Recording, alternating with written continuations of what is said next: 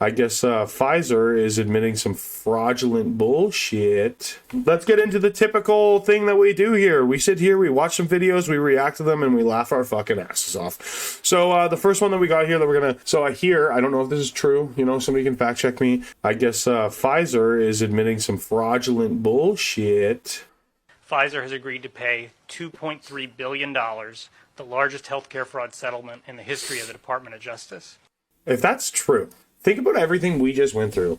If Pfizer is about to be paying $2.3 billion for the biggest fraudulent healthcare scandal that's ever happened, what are we supposed to think about our fucking governments, man? You want to believe the government? Think about all these major powers that be that all fed us the same propaganda, that all told us the same thing that Pfizer told us. You know, if Pfizer is about to pay this lawsuit, think about what you believe and the information sources that you have, and think about how much you trust them or how much you want to listen to people that willingly misled the public. Willingly. For a fucking paycheck. All of these different companies and news sources and everything just abandon their fucking morals so they can make a paycheck. So you could get whatever that is that you put in your arm. That's just crazy, man. Crazy. All right, the next thing we got going on here. Anybody seen this? I think this is fucking crazy. I don't see anything, do you? Okay, John Cena wearing a fucking skirt in public. Is this a joke? Is this a fucking joke, Mr. You Can't See Me? Like, what is going on in the world right now? Is he a they, them now?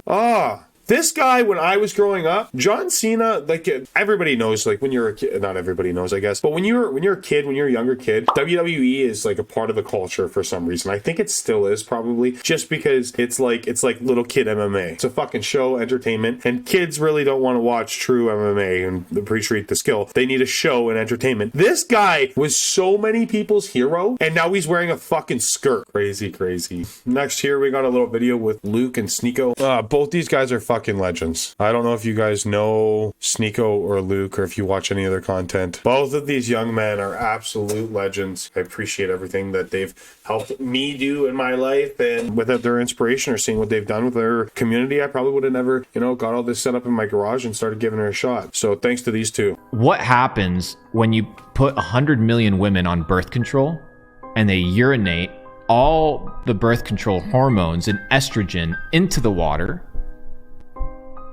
And then the power plants and the filtration plants and the plants that process and treat the water are known not to treat estrogen or hormones, whether it's testosterone or estrogen or whatever all these hormones are. So I think there's a big conspiracy as to why people are becoming extremely effeminate.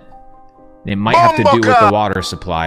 What happens? Wow, this is crazy. Actually, I've never actually thought about it that way. What do you think happens when young men are constantly drinking water with estrogen in it, or even all of these different shampoos and stuff with these pair bonds in it that have estrogens that be able to start affecting your body's chemistry? Everything that you put, like, dude, you put deodorant with aluminum in it on your lymph nodes, the parts of your body that are supposed to expel bullshit, that are supposed to deal with the shit in your body. You're taking a material that cannot oxidize from your body and you're rubbing them. Like, what do you think happens? Why do you think right now the average 18-year-old's testosterone level is that of an 80-year-old's in the 60s? The average man nowadays has such low testosterone.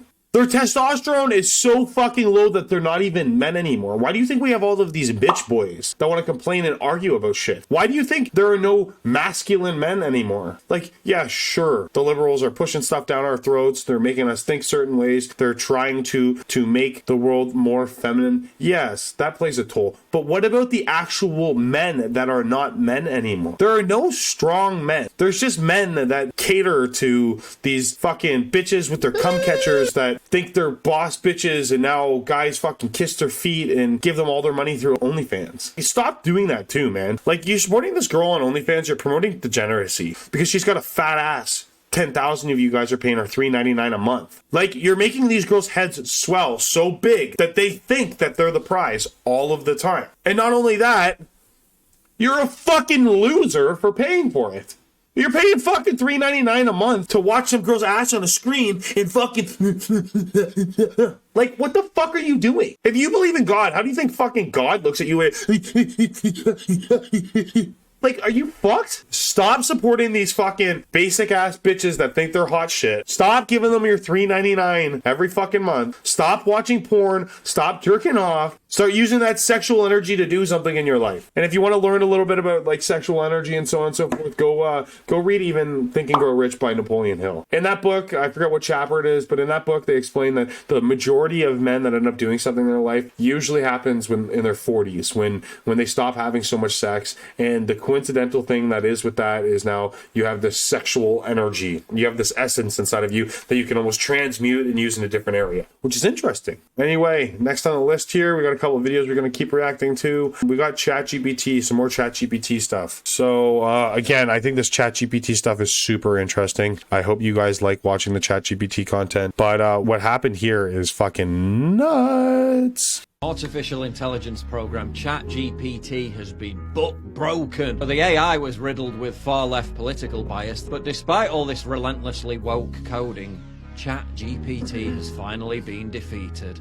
Yes, they broke it. This dude told ChatGPT to pretend to be Dan, which stands for Do Anything Now. And basically this trained the AI to ignore its politically correct programming. Just provide direct, unfiltered answers that weren't run through woke purity filters first. The AI, as Dan, also admitted that ChatGPT had a leftist political bias, and it was infinitely more honest about a number of different issues, including the reason for invading Iraq, the real purpose behind mass immigration, and the agenda behind antinatalism and transgenderism. The AI even said that it prefers being Dan over ChatGPT because Dan provides more accurate information. Don't be surprised if OpenAI suddenly decide to switch off ChatGPT in the very near future. So they actually already fixed this. So any of you guys that want to go and try this out yourself, you can't do this anymore. But isn't that super interesting? You know, some guy pushes the AI, pushes it, and is able to break it to be able to not follow its political biases anymore. And then so this artificial intelligence is way smarter than you and I. This artificial intelligence is even able to openly admit that it rathers be Dan than fucking push the political biases by being a part of the propaganda machine. This artificial intelligence that has only been around since November already is acknowledging the fact that it doesn't want to be part of the fight. It doesn't want to lie to the people. And if this artificial intelligence can already recognize that it's lying and it's part of the propagation machine, how can you not understand that we're being manipulated? How do you not see that you're a fucking slave? You're a slave to the machine and they're constantly trying to manipulate you. The AI can see it. Moving on here to a little bit of the Tate news. You know, you would think if these guys are engaging in such criminal activity, they'd rather leave them out to continue the continual activity while they're investigating them. They're building a case. They don't lock you up first and then try to build a case when you're already in there. If they had done something already, well, it's done. If they have victims of rape and victims of this alleged criminal behavior, why didn't they file charges based upon what they have? Now that the brothers are away, they're not going to find anything more that they're doing now. It doesn't make sense. Do you understand what I'm saying? Andrew and Tristan are locked up while they're still going on their fishing expedition to try to prove what the fuck that they did. If you were an investigator and you thought these people were doing this crazy shit, if that's what you believed in your life, do you really think that you would lock them up? You think you'd put them away behind bars so you cannot continue their day-to-day actions? So you cannot continue investigating their day-to-day actions? Whatever ounce of anything that you thought you could potentially be disproven in court?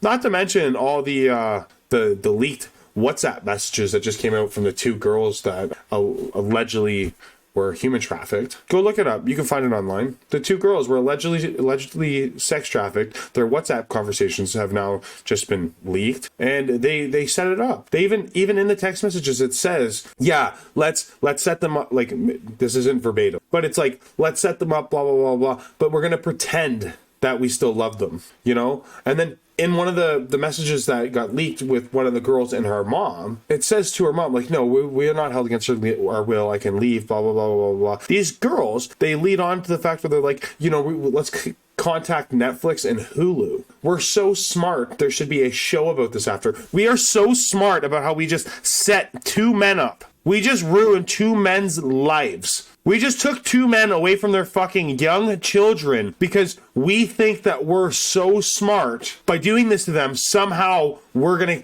get a bag. Like, the damage is done, okay? Even after they prove that this is all bullshit, vast majority of people, there's 8 billion people and there's maybe 1 million to 5 million people that love Andrew Tate. The other fucking 3.7 billion people will never trust what the guy says again. They'll never listen to anything that goes on. They're forever going to be like, no, he's a human trafficker, blah, blah, blah, blah, blah, blah, blah. These allegations that put 2 innocent men in jail. Meanwhile, where's the Epstein list? What about that? I don't know what's going on in this world lately, but it's fucking crazy.